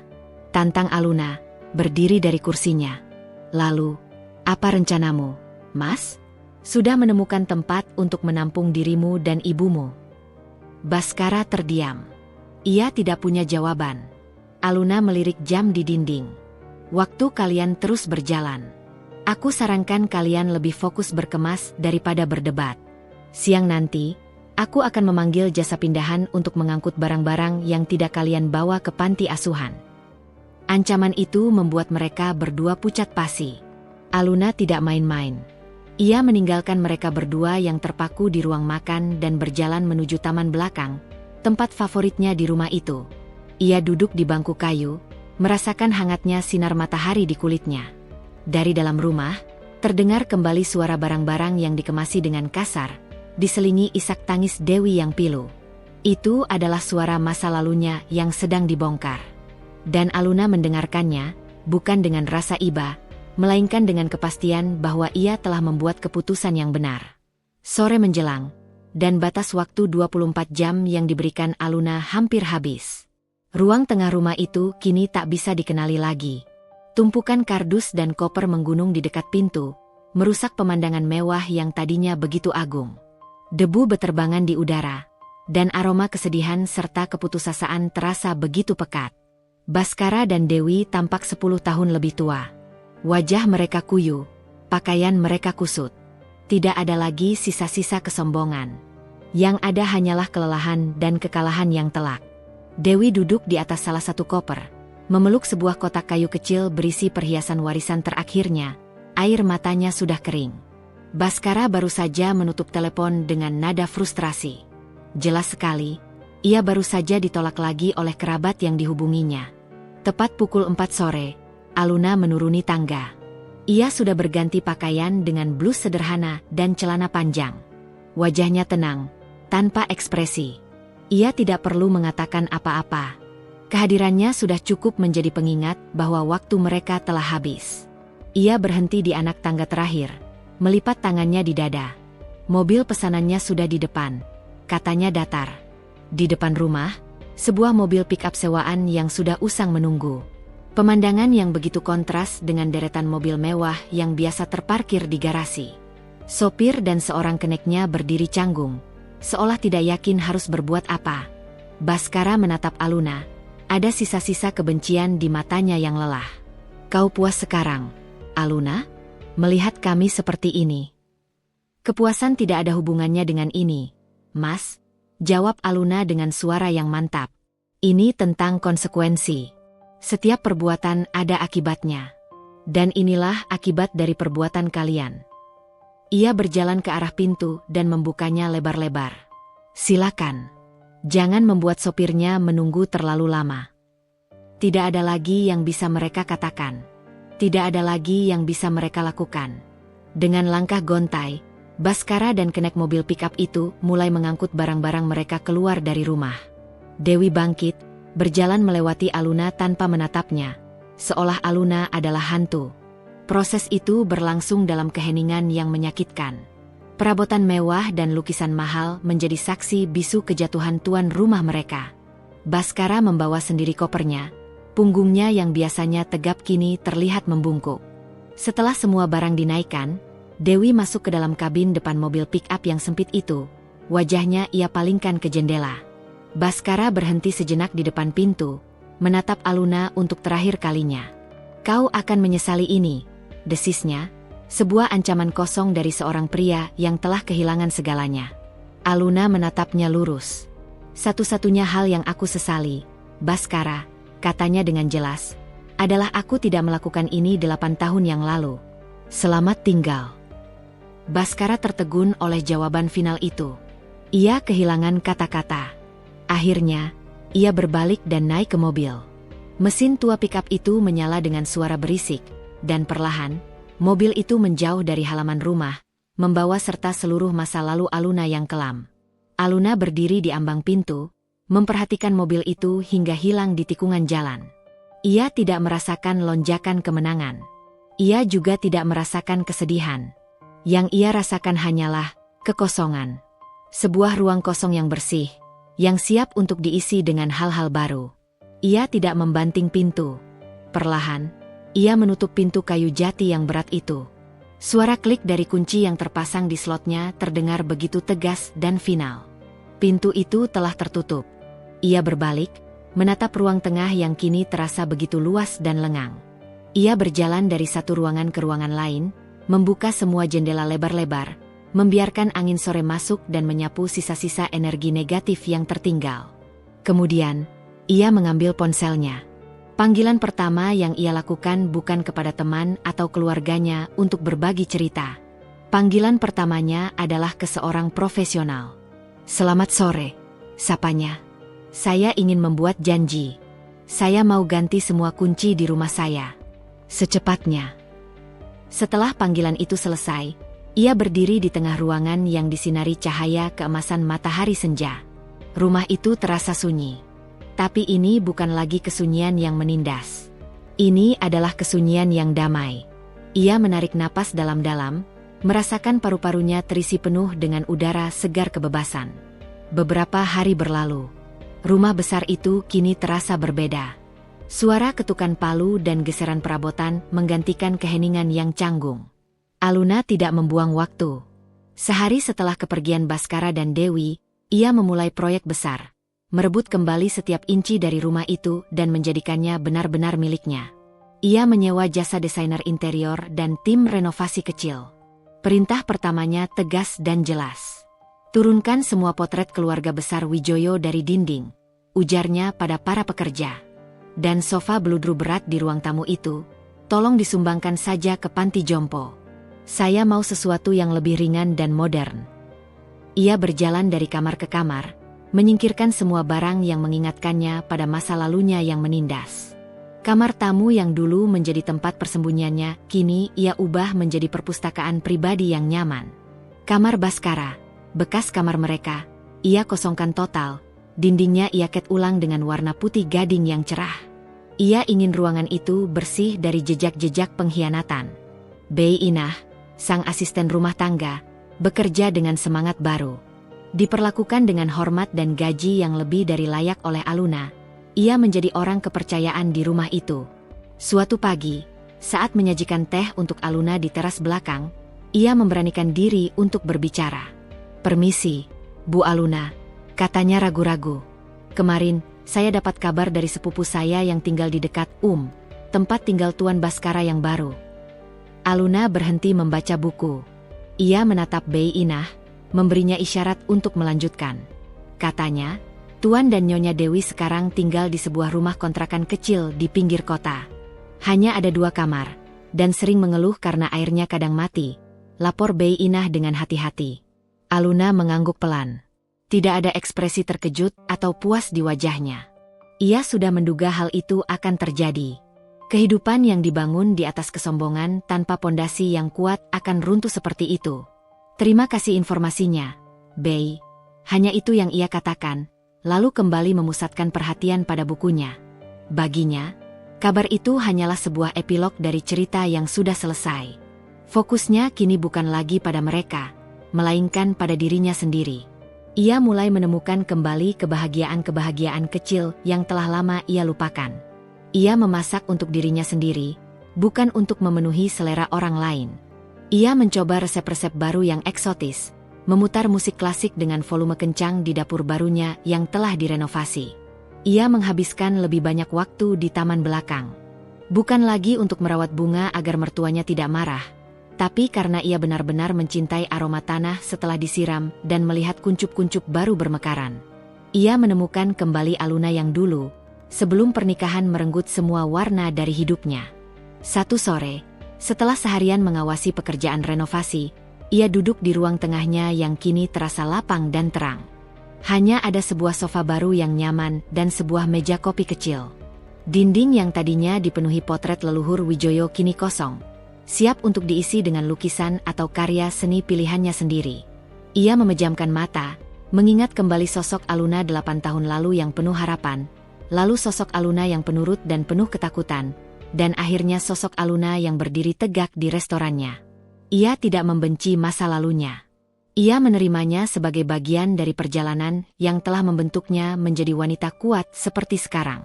Ia membuka matanya. Tatapannya jatuh pada sebuah kanvas kosong yang ia beli kemarin, tergeletak di sudut ruangan bersama satu set cat minyak baru. Sebuah senyum tulus akhirnya terukir di bibirnya. Sudah sangat lama sejak terakhir kali ia melukis. Mungkin, inilah saatnya untuk mulai mengisi kanvas-kanvas kosong dalam hidupnya dengan warna-warnanya sendiri. 1 bulan telah berlalu. Rumah megah di ujung jalan itu kini bernapas dengan energi yang sama sekali baru. Wangi cat segar bercampur dengan aroma bunga lili dari vas besar di ruang tengah. Dinding yang dulu kosong kini dihiasi oleh sebuah lukisan abstrak besar dengan goresan warna biru, emas, dan putih yang dinamis, karya pertama Aluna setelah bertahun-tahun vakum. Di restorannya, senja kencana, bisnis justru semakin meroket. Insiden, malam itu secara tak terduga menjadi buah bibir di kalangan sosialita Jakarta. Banyak yang datang karena penasaran, ingin melihat tempat di mana drama keluarga Wijoyo itu terjadi. Namun, mereka kembali lagi karena kualitas makanan yang tak terbantahkan dan pelayanan sempurna yang dipimpin langsung oleh Aluna. Aluna kini lebih sering berada di restorannya, tidak lagi bersembunyi di balik layar. Ia menyapa tamu, berdiskusi dengan para koki, dan memastikan setiap detail berjalan sesuai standarnya. Para staf melihatnya dengan penuh kekaguman. Ia adalah bukti hidup bahwa kekuatan sejati tidak datang dari nama keluarga atau kekayaan suami, melainkan dari kompetensi dan keteguhan hati. Suatu sore, saat Aluna sedang menikmati teh di taman belakang rumahnya yang sudah tertata ulang, bel pintu berbunyi. Di depan pintu berdiri seorang wanita modis yang tersenyum lebar. Sahabat lamanya dari zaman kuliah yang hubungan keduanya merenggang setelah Aluna menikah, Tania. "Aku dengar ada ratu baru di kota ini, jadi aku datang untuk memberi hormat," canda Tania sambil memeluk Aluna erat. Pelukan itu terasa hangat dan tulus. Aluna tertawa, tawa lepas yang sudah lama tidak terdengar di rumah itu. "Masuk, Tan. Sudah berapa tahun kita tidak bertemu?" Mereka menghabiskan sore itu dengan mengobrol, mengisi kekosongan 8 tahun yang memisahkan mereka. Tania menatap Aluna dengan lekat. "Aku jujur ya, Al," kata Tania. "Dulu aku sedih melihatmu. Kamu seperti kehilangan semua cahayamu saat menikah dengan Baskara. Tapi sekarang, lihat dirimu. Beban di matamu hilang. Kamu kembali menjadi Aluna yang aku kenal dulu, yang ambisius dan penuh ide." Aluna tersenyum. "Aku hanya mengambil kembali apa yang seharusnya tidak pernah aku lepaskan." "Lalu, bagaimana urusan legalnya?" tanya Tania hati-hati. "Aku sudah menunjuk pengacara terbaik," jawab Aluna tenang. "Proses perceraian sedang berjalan. Surat gugatan sudah dikirimkan." Ia menyesap tehnya. "Dan bagian lucunya, pengacara Baskara mengajukan tuntutan tunjangan hidup dariku. Katanya, aku telah menelantarkan suami dan membuatnya kehilangan mata pencaharian." Tania ternganga sejenak, lalu mereka berdua tertawa terbahak-bahak. Kenyataan bahwa Baskara masih berusaha menjadi benalu bahkan di akhir pernikahan mereka, adalah sebuah ironi yang tragis sekaligus menggelikan. "Biarkan saja dia menuntut," kata Aluna. "Aku punya bukti lebih dari cukup tentang semua aliran dana dan perselingkuhannya. Dia tidak akan mendapatkan sepeser pun." Setelah Tania pulang, Aluna merasa lebih ringan. Berhubungan kembali dengan masa lalunya yang positif membuatnya sadar betapa banyak yang telah ia korbankan. Malam itu, ia tidak bisa tidur. Bukan karena cemas, tapi karena terlalu banyak energi dan ide di kepalanya. Ia berjalan ke ruang kerjanya dan membuka laptop. Ia tidak membuka laporan keuangan restoran atau email dari pengacaranya. Ia membuka situs web perjalanan. Matanya menelusuri gambar-gambar pegunungan yang tertutup salju di Swiss, kuil-kuil yang tenang di Kyoto, dan pantai-pantai yang biru jernih di Maladewa. Tempat-tempat yang selalu ia impikan untuk dikunjungi, namun selalu ditertawakan oleh Baskara yang lebih suka liburan glamor untuk pamer. Tangannya berhenti di sebuah paket perjalanan solo ke Selandia Baru, sebuah tur petualangan dan meditasi alam. Tanpa ragu-ragu, jarinya bergerak di atas tetikus. Ia mengisi data dirinya, memilih tanggal keberangkatan 1 bulan dari sekarang. Klik. Sebuah email konfirmasi pembayaran dan tiket elektronik langsung masuk ke kotak pesannya. Aluna bersandar di kursinya, menatap layar laptop dengan senyum yang merekah. Lukisan di dindingnya sudah selesai. Rumahnya sudah ia tata ulang. Restorannya berjalan dengan baik. Perceraiannya sedang diurus. Kini saatnya ia melukis kanvas dunianya. Dan petualangan pertamanya akan ia mulai seorang diri. 2 bulan setelah malam yang mengubah segalanya, Aluna duduk di sebuah kantor pengacara yang terletak di salah satu gedung pencakar langit di jantung distrik bisnis Jakarta. Dari jendela kaca yang terbentang dari lantai ke langit-langit, ia bisa melihat seluruh kota terhampar di bawahnya, sibuk dan penuh energi. Pemandangan itu terasa pas dengan suasana hatinya. Luas, tak terbatas, dan penuh kemungkinan. Di hadapannya duduk Ratna, seorang pengacara wanita parubaya yang terkenal tajam dan tanpa kompromi, pengacara yang Aluna pilih untuk mewakilinya. Di atas meja mahoni yang mengilap, tergeletak setumpuk dokumen. Itu adalah ringkasan dari drama pernikahannya yang telah diterjemahkan ke dalam bahasa hukum yang dingin dan kaku. "Semua bukti sudah kita kumpulkan, Bu Aluna," ujar Ratna sambil membenarkan letak kacamatanya. Suaranya penuh keyakinan. "Rekening koran yang menunjukkan aliran dana dari rekening Anda ke rekening suamimu selama bertahun-tahun. Bukti pembayaran cicilan rumah. Foto-foto dan bukti reservasi hotel yang mengonfirmasi perselingkuhannya. Kasus Anda sangat kuat." Aluna mengangguk, merasa tenang. "Lalu, bagaimana dengan tuntutan dari pihak mereka?" Ratna mendengus pelan. Sebuah suara yang menunjukkan rasa geli sekaligus jijik. Ia mengambil selembar kertas dari tumpukan. "Ah, tuntutan mereka. Ini bagian favorit saya," katanya dengan nada sarkastis. Pihak Bapak Baskara Wijoyo, selain menolak semua tuduhan perselingkuhan, juga mengajukan gugatan balik. Mereka menuntut tunjangan hidup bulanan dari Anda. Ratna mulai membacakan poin-poinnya. Alasannya antara lain, pertama, tekanan mental dan penderitaan batin akibat istri yang tidak menjalankan kodratnya dan lebih mementingkan bisnis. Kedua, kehilangan status sosial dan mata pencaharian sebagai akibat dari insiden di restoran Senja Kencana. Dan yang ketiga, ini yang paling kreatif. Ratna berhenti sejenak untuk menatap Aluna. Mereka menuntut ganti rugi atas aset bersama yang dikelola secara sepihak oleh istri, yang mana aset itu adalah restoran Senja Kencana. Alih-alih marah, Aluna justru tersenyum tipis. Sungguh menyedihkan. Bahkan setelah semua yang terjadi, Baskara masih belum sadar diri. Ia masih berpikir bahwa kesuksesan Aluna adalah sesuatu yang berhak ia miliki. Benalu akan selalu menjadi benalu, bahkan saat inangnya sudah memutuskan untuk melepaskan diri. "Saya tidak akan memberinya sepeser pun dari hasil kerja kerasku, Bu Ratna," kata Aluna tegas. "Namun, saya juga tidak ingin memperpanjang drama ini. Saya ingin ini selesai." Aluna mencondongkan tubuhnya ke depan. "Berikan mereka tawaran. Tawaran terakhir." Ia menyebutkan sejumlah uang, tidak besar, namun cukup untuk biaya sewa kontrakan dan hidup selama beberapa bulan. Tawarkan uang itu sebagai biaya penyelesaian. Syaratnya, dia harus mencabut semua tuntutan konyolnya, menandatangani surat cerai tanpa syarat, dan setuju untuk tidak pernah menghubungi atau mengganggu hidup saya. Dalam bentuk apapun, katakan padanya, "Ini bukan negosiasi. Ambil, atau kita berperang di pengadilan sampai dia tidak punya apa-apa lagi untuk membayar pengacaranya." Ratna tersenyum lebar. "Saya suka cara Anda berpikir, Bu Aluna. Ini bukan belas kasihan, ini strategi. Akan saya sampaikan." Seminggu setelah pertemuan itu, Aluna sedang dalam perjalanan pulang dari Senja Kencana. Ia mengambil rute yang berbeda dari biasanya untuk menghindari kemacetan. Saat mobilnya berhenti di sebuah persimpangan lampu merah di kawasan yang lebih padat dan kumuh, matanya secara tidak sengaja menangkap sebuah pemandangan yang familiar. Di trotoar, di depan sebuah ruko yang menjual ponsel bekas, berdiri Baskara. Pria itu tampak sangat berbeda. Kemeja birunya yang dulu selalu licin kini terlihat kusam dan sedikit kusut. Wajahnya yang tidak tercukur rapi tampak lelah dan frustrasi. Ia sedang berbicara di telepon dengan nada tinggi, satu tangannya bergerak-gerak gelisah.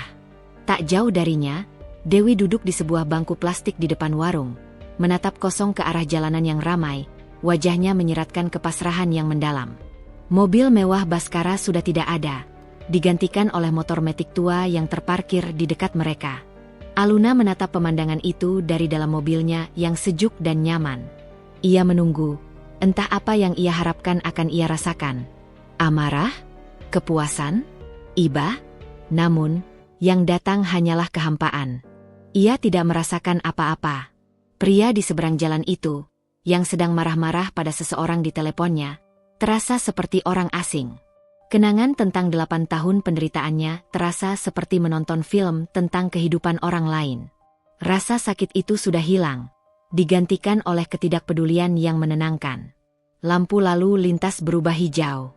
Tanpa menoleh lagi, Aluna menginjak pedal gas dan melaju pergi, meninggalkan bayang-bayang masa lalunya di belakang kaca spion. Malam harinya, Senja Kencana mengadakan sebuah acara amal, melelang beberapa botol wine langka koleksi Aluna untuk disumbangkan ke sebuah yayasan pendidikan anak. Restoran itu penuh sesak dengan tamu-tamu penting, wartawan kuliner, dan para dermawan. Aluna, dalam balutan gaun malam berwarna zamrud, bergerak dengan anggun di antara kerumunan. Ia bukan lagi istri yang bersembunyi di bayang-bayang suaminya, melainkan seorang tokoh sentral, seorang filantropis, dan seorang pebisnis wanita yang disegani. Di akhir acara, setelah semua tamu pulang, ia berdiri di balkon restorannya bersama Pak Budi, menatap lampu-lampu kota. "Acara yang sukses, Bu," kata Pak Budi tulus. "Anda telah membawa restoran ini ke tingkat yang lebih tinggi." "Ini kerja keras kita semua, Pak," jawab Aluna. "Dan ini baru permulaan." Keesokan paginya, teleponnya berdering. Itu dari Bu Ratna. "Selamat pagi, Bu Aluna. Saya punya kabar baik," kata sang pengacara. "Pihak seberang menerima tawaran Anda. Mereka akan menandatangani semuanya." Tentu saja mereka menerimanya. Aluna tahu Baskara tidak akan pernah bisa menolak uang tunai yang mudah, sekecil apapun jumlahnya. Kebanggaan adalah kemewahan yang tidak lagi ia miliki. Sore itu, Aluna kembali ke kantor pengacaranya. Di hadapannya, tergeletak surat gugatan cerai yang sudah lengkap, menunggu tanda tangan terakhirnya. Ia mengambil pena yang disodorkan. Dengan goresan yang mantap dan tanpa keraguan, ia membubuhkan tanda tangannya di atas materai. Aluna Sari. Bukan lagi Aluna Sari Wijoyo. Nama keluarga yang selama 8 tahun menjadi sangkar emasnya kini telah resmi ia lepaskan. Setelah selesai, ia berdiri dan berjalan kembali ke jendela. Pemandangan kota Jakarta kini terlihat lebih cerah, lebih jelas. Bab terakhir dari buku kehidupannya yang berjudul Wijoyo telah ia tulis dan ia tutup. Sekarang, di hadapannya terbentang ribuan halaman kosong yang siap ia isi dengan ceritanya sendiri. Dan petualangan pertamanya ke Selandia Baru tinggal menghitung hari. 3 minggu kemudian, Aluna berdiri di tengah keramaian Bandara Internasional Soekarno-Hatta, namun ia merasa begitu tenang. Tidak ada suami yang harus ia layani kebutuhannya. Tidak ada ibu mertua yang mengkritik pilihan pakaiannya untuk bepergian. Ia hanya sendiri, dengan sebuah koper besar dan sebuah ransel, membawa tiket satu arah ke Queenstown, Selandia Baru. Perjalanan ini tidak memiliki jadwal yang kaku, tidak ada daftar tempat belanja yang wajib dikunjungi. Tujuannya hanya satu, menemukan kembali dirinya di tengah keagungan alam. Saat pesawat lepas landas, menembus lapisan awan kelabu di atas Jakarta, Aluna merasakan beban terakhir terangkat dari pundaknya. Ia menatap ke bawah, ke kota yang menjadi saksi bisu penderitaan dan kemenangannya, dan ia tersenyum. Ia tidak pergi untuk melarikan diri, ia pergi untuk merayakan kebebasannya. Kedatangannya di Queenstown disambut oleh pemandangan yang membuatnya menahan napas. Udara yang tajam dan bersih, begitu berbeda dari udara Jakarta yang lembab, langsung memenuhi paru-parunya. Kota kecil yang indah itu diapit oleh pegunungan Terremarkables yang puncaknya bergerigi dramatis dan danau Wakatipu yang airnya biru kehijauan jernih seperti kristal. Keindahan yang begitu murni dan mentah itu membuatnya merasa kecil, namun dalam artian yang baik. Masalah-masalah masa lalunya, drama perselingkuhan, pertarungan harta, semuanya terasa begitu sepele dan jauh di hadapan keagungan alam yang abadi ini. Ia menyewa sebuah mobil kecil dan berkendara ke sebuah penginapan butik yang menghadap ke danau. Tidak ada kemewahan yang berlebihan, hanya kenyamanan yang bersahaja dengan perapian dan jendela besar yang membingkai pemandangan seperti sebuah lukisan hidup. Selama beberapa hari pertama, ia tidak melakukan banyak hal. Ia hanya berjalan-jalan di sepanjang tepi danau, duduk di kafe-kafe lokal sambil membaca buku, membiarkan dirinya beradaptasi dengan ritme kehidupan yang lebih lambat dan damai. Ia mengamati keluarga-keluarga yang tertawa, pasangan-pasangan muda yang bergandengan tangan, dan ia tidak merasakan kecemburuan atau kesedihan. Ia hanya merasakan kedamaian. Pada hari keempat, ia memutuskan untuk melakukan pendakian solo pertamanya di jalur Queenstown Hill. Ini bukan pendakian yang paling sulit, tetapi cukup menantang bagi seseorang yang sudah lama tidak menguji ketahanan fisiknya. Awal pendakian terasa mudah, melewati hutan pinus yang harum. Namun, seiring jalur yang menanjak, napasnya mulai terengah-engah dan otot-otot kakinya terasa pegal. Ada satu titik di mana ia berhenti, bersandar pada sebatang pohon, dan berpikir untuk berbalik. Suara keraguan yang familiar, suara yang selama bertahun-tahun dibisikkan oleh suami dan mertuanya, bahwa ia lemah, bahwa ia tidak mampu, muncul di benaknya. Namun, kali ini berbeda. Ia menatap ke puncak yang belum terlihat. Ia teringat pada semua tanjakan lain yang telah ia lalui dalam hidupnya, saat ia diam-diam belajar tentang bisnis di malam hari, saat ia menahan tangis mendengar hinaan mertuanya, saat ia berdiri sendirian menghadapi mereka di restorannya. Dibandingkan semua itu, tanjakan ini hanyalah sebuah bukit. Sambil menarik napas dalam-dalam, ia menegakkan punggungnya dan kembali melangkahkan kakinya, satu langkah demi satu langkah. 1 jam kemudian, ia tiba di puncak. Pemandangan yang tersaji di hadapannya membuatnya melupakan semua rasa lelahnya. Seluruh Queenstown, Danau Wakatipu, dan barisan pegunungan sejauh mata memandang terhampar di bawahnya. Dalam sebuah panorama 360 derajat yang spektakuler. Angin gunung yang sejuk menerpa wajahnya, seolah menyapu bersih sisa-sisa keraguan terakhir. Di puncak bukit itu, sendirian di tengah keheningan yang hanya dipecah oleh suara angin, Aluna akhirnya menangis. Ini bukan tangis kesedihan atau kemarahan. Ini adalah tangis pelepasan. Ia menangisi Aluna muda yang kehilangan dirinya, dan ia menangis untuk Aluna yang sekarang, yang telah menemukan kembali kekuatannya untuk mendaki puncaknya. Sendiri. Ia berteriak sekeras yang ia bisa, bukan sebuah teriakan frustrasi, melainkan teriakan kemenangan yang menggema dan hilang di lembah yang luas. Perjalanan itu berlanjut. Ia berkendara sendirian melewati jalanan berkelok-kelok menuju Milford Sound, sebuah fjord megah yang disebut oleh Rudyard Kipling sebagai keajaiban dunia ke-8. Ia naik kapal pesiar, merasakan cipratan air terjun di wajahnya, dan melihat anjing laut berjemur di bebatuan. Ia menghabiskan malam di Lake Tekapo, menatap langit yang begitu gelap hingga galaksi Bima Sakti terlihat seperti sapuan kuas susu di atas kanvas hitam. Sebuah pemandangan yang membuatnya merasa terhubung dengan sesuatu yang jauh lebih besar dari dirinya sendiri. Selama perjalanan itu, ia sesekali berinteraksi dengan orang-orang. Seorang nenek dari Kanada yang juga bepergian sendiri, sepasang backpacker dari Jerman yang berbagi cerita di penginapan, seorang pemilik kafe Maori yang mengajarinya beberapa kata dalam bahasa lokal. Interaksi-interaksi kecil itu terasa tulus dan menyegarkan. Ia sadar, dunianya tidak lagi terbatas pada lingkaran toksik yang dulu mengurungnya. Dunia ini luas, dan penuh dengan orang-orang baik. Suatu malam, di minggu terakhir perjalanannya, ia duduk di depan perapian di penginapannya. Ia tidak lagi memikirkan Baskara atau Dewi. Mereka telah menjadi catatan kaki yang tidak penting dalam buku kehidupannya yang tebal. Ia membuka jurnal yang baru dibelinya dan menulis di halaman pertama. Selama ini, aku membangun istana untuk orang lain. Aku memasak pesta untuk orang lain. Kini, aku sadar, duniaku bukanlah sebuah ruangan yang harus dijaga, melainkan sebuah cakrawala yang harus dijelajahi. Dan perjalanan ini, tulisnya sambil tersenyum, hanyalah langkah pertama. 2 tahun kemudian, malam itu, restoran senja kencana bermandikan cahaya yang lebih terang dari biasanya. Alunan musik jazz yang merdu mengalir lembut, berbaur dengan denting gelas anggur dan tawa bahagia dari para tamu yang memadati setiap sudut ruangan. Ini bukan malam biasa. Ini adalah perayaan ulang tahun kedua Senja Kencana, sebuah perayaan yang menandai 2 tahun kesuksesan, pertumbuhan, dan yang terpenting, 2 tahun kebebasan Aluna. Restoran itu sendiri telah berevolusi. Ada sebuah area bar baru dengan konsep open kitchen untuk hidangan pembuka, dan sebuah taman vertikal yang rimbun di salah satu dindingnya, memberikan sentuhan kesegaran. Para tamunya pun kini lebih beragam. Di antara para sosialita dan pejabat, kini tampak wajah-wajah para seniman, penulis, dan wirausahawan muda. Senja Kencana bukan lagi sekadar tempat makan mahal. Ia telah menjadi sebuah pusat komunitas bagi orang-orang yang menghargai kualitas, inovasi, dan integritas.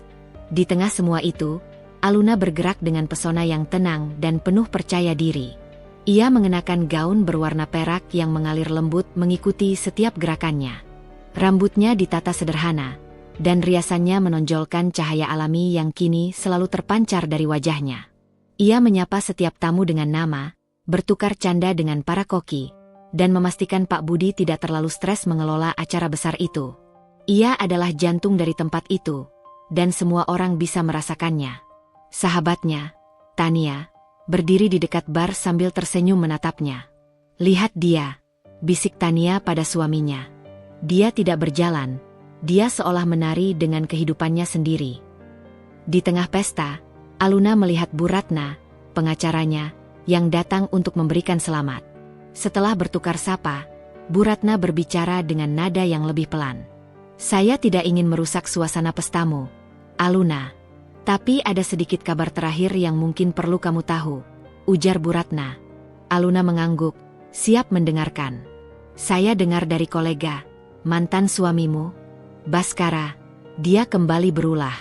Dia mencoba melakukan penipuan investasi kecil-kecilan dan sekarang sedang berurusan dengan pihak berwajib. Sepertinya dia tidak pernah belajar." "Dan ibunya?" tanya Aluna, suaranya datar, lebih karena penasaran daripada peduli. "Nyonya Dewi jatuh sakit beberapa bulan lalu, sepertinya karena stres.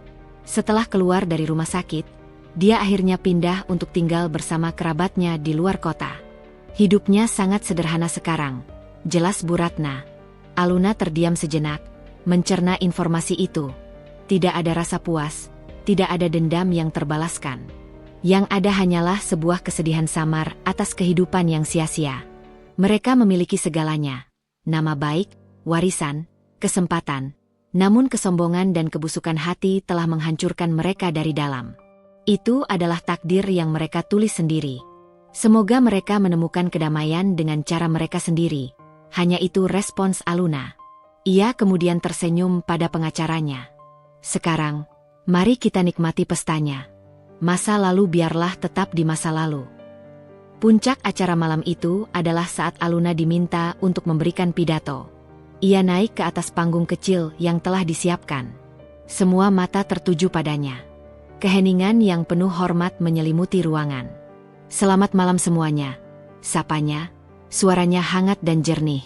2 tahun lalu, saat saya pertama kali membuka pintu Senja Kencana, saya hanya punya satu mimpi, menciptakan sebuah tempat di mana setiap hidangan disajikan dengan cinta, dan setiap tamu merasa diterima. Tempat ini lahir dari puing-puing, dari sebuah kanvas yang tadinya kosong. Ia berhenti sejenak, matanya menyapu wajah-wajah di hadapannya. Stafnya, teman-temannya, para pelanggannya. Orang bilang, kesuksesan diukur dari angka. Tapi bagi saya, kesuksesan Senja Kencana diukur dari senyum di wajah tim saya yang bekerja dengan bangga. Diukur dari tawa para tamu yang menciptakan kenangan indah di meja-meja ini. Diukur dari kesempatan kedua. "Tempat ini adalah kesempatan kedua bagi saya," lanjutnya, suaranya sedikit bergetar oleh emosi yang tulus. "Dan karena itu, saya ingin menggunakan kesuksesan ini untuk memberikan kesempatan kedua bagi orang lain." Saat itulah ia mengumumkan proyek barunya. Mulai tahun depan, Senja Kencana akan membuka sebuah program beasiswa kuliner, bekerja sama dengan beberapa yayasan, khusus untuk para wanita muda dari keluarga kurang mampu yang bercita-cita menjadi koki profesional. Kami akan melatih mereka, memberi mereka panggung, dan membantu mereka membangun istana mereka sendiri. Tepuk tangan yang meriah membahana di seluruh ruangan. Itu bukan lagi sekadar tepuk tangan untuk seorang pebisnis yang sukses, melainkan untuk seorang visioner yang ingin membagikan cahayanya. Setelah pesta usai dan semua tamu pulang, Aluna tidak langsung kembali ke rumah. Ia duduk sendirian di salah satu meja di teras restorannya, menatap langit malam Jakarta yang dihiasi gemerlap lampu gedung-gedung pencakar langit. Udara malam terasa sejuk. Perjalanannya begitu panjang. Dari seorang istri yang tak terlihat, menjadi seorang ratu di kerajaannya sendiri. Dari seorang wanita yang kehilangan suaranya, menjadi inspirasi bagi banyak orang. Perjalanan dari Selandia Baru telah membuka matanya, namun perjalanan sesungguhnya terjadi setiap hari, dalam keputusan-keputusan kecil untuk memilih kebahagiaan, untuk terus bertumbuh, dan untuk tidak pernah lagi membiarkan siapapun meredupkan sinarnya. Ia mengangkat gelas anggurnya yang tersisa, seolah bersulang dengan takdir. Ia tidak tahu apa yang menanti di masa depan. Mungkin cinta akan datang lagi dalam bentuk yang lebih tulus. Mungkin petualangan lain akan memanggilnya ke belahan dunia yang berbeda. Mungkin ia akan terus membangun bisnisnya menjadi lebih besar lagi. Apapun itu, ia tidak lagi takut. Kanvas kehidupannya masih terbentang luas di hadapannya. Dan ia baru saja selesai mencampur warna-warni terbaiknya, siap untuk melukis sebuah mahakarya. Dan kali ini, mahakarya itu bernama kehidupannya sendiri.